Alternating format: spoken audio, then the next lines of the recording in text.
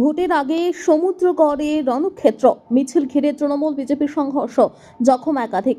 ভোটের মাত্র দুদিন আগে পূর্ব বর্ধমানের সমুদ্রগড়ে তৃণমূল কংগ্রেস ও বিজেপি কর্মীদের মধ্যে তীব্র সংঘর্ষে উত্তপ্ত হয়ে উঠল এলাকা।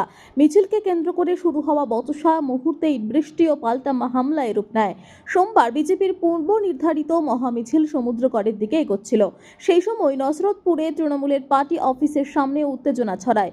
অভিযোগ, তৃণমূল কর্মীরা জয় বাংলা স্লোগান দিতে থাকেন এবং মিছিল লক্ষ্য করে ইট ছোড়া হয়। এরপরই পরিস্থিতি নিয়ন্ত্রণের বাইরে চলে যায়। পাল্টা হামলার অভিযোগে বিজেপি কর্মীরাও জড়িয়ে পড়েন সংঘর্ষে। দুপক্ষের মধ্যে শুরু হয় ধস্তাধস্তি ও মারপিট। খবর পেয়ে ঘটনাস্থলে পৌঁছায় নাদনঘাট থানার পুলিশ ও কেন্দ্রীয় বাহিনী। তাদের হস্তক্ষেপে পরিস্থিতি কিছুটা নিয়ন্ত্রণে আসে। ঘটনায় দুপক্ষেরই বেশ কয়েকজন আহত হয়েছেন।